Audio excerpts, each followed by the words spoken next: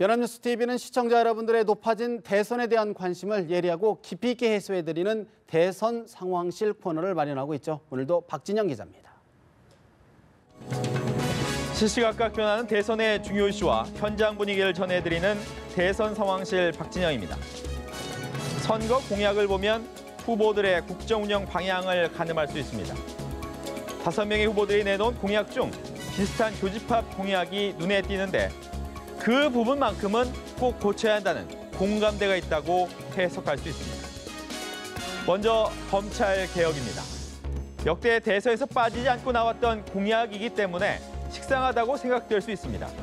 하지만 그만큼 권력 중심을 건드리는 것이 쉽지 않았다는 방증이기도 합니다. 박근혜 전 대통령 탄핵을 계기로 권력기관 개혁을 바라는 민심이 비등해진 터라 검찰 개혁은 5명의 후보가 모두 강조하고 있습니다.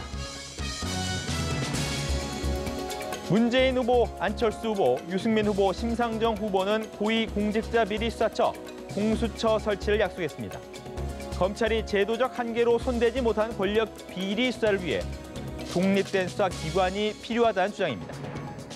이와 함께 검찰이 독점하는 수사권과 기소권을 경찰도 일부 갖는 방향으로 조정하겠다는 주장이 나옵니다. 유승민 후보는 검찰과 경찰의 인력이 같이 모여 수사만 전담하는 수사청을 만들겠다고 제안했습니다. 100년지 대계를 수립하는 교육부의 앞날도 그렇게 밝지 않습니다. 후보 대부분 교육부의 폐지 또는 축소를 이야기하고 있기 때문입니다. 확대 일로였던 교육부의 조직과 기능이 축소되는 것이 눈앞의 현실로 다가왔습니다. 가장 강력한 개혁을 추진한 후보는 안철수 후보. 교육부를 폐지하고 교육지원처를 설치하겠다고 했습니다. 교육부 장관 자리를 차관급으로 격하하겠다는 의미인데 문재인, 홍준표, 유승민, 심상정 후보는 기능을 축소하면서 주요 기능은 국가교육위원회나 미래교육위원회 등 신설된 기관에 맡기겠다는 구상을 내놓았습니다. 침체에 빠진 한국 경제 활력을 불어넣을 방법도 빼놓을 수 없는 공약입니다. 모든 후보가 앞다투어 내놓고 있는 방안은 중소기업 활성화가 포인트입니다. 최근 화두로 떠오르는 4차 산업혁명과의 접목도 눈에 띄고 있습니다. 모든 후보가 공통적으로 중소기업청을 장관급 부처로 격상시키는 방안을 제시했습니다. 이름은 조금씩 다릅니다.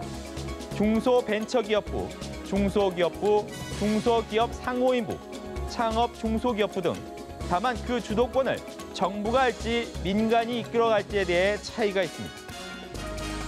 문 후보는 대통령 직속 4차 산업혁명위원회를 만들어 정부가 주도하겠다고 약속했고 안철수 후보는 대통령 직속 위원회는 낡은 사고방식이라고 문 후보 공약을 비판하며 민간 주도를 강조했습니다.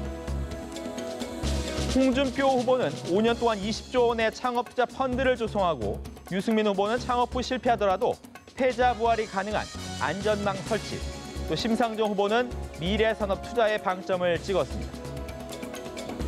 대선 후보의 수많은 공약 중 크게 3가지 공약을 살펴봤습니다. 큰 틀에서 비슷한 목적을 갖고 있지만 세부적으로는 다른 로드맵을 담고 있습니다.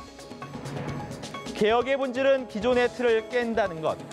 아무리 좋은 정책과 로드맵이 있어도 대통령의 의지가 가장 중요하다 해도 과언은 아닙니다. 투표장에서 투표하는데 1분도 채 걸리지 않지만 그 여파는 5년을 좌우할 수 있기 때문에 후회하지 않을 선택이 필요합니다. 지금까지 대선 상황실이었습니다.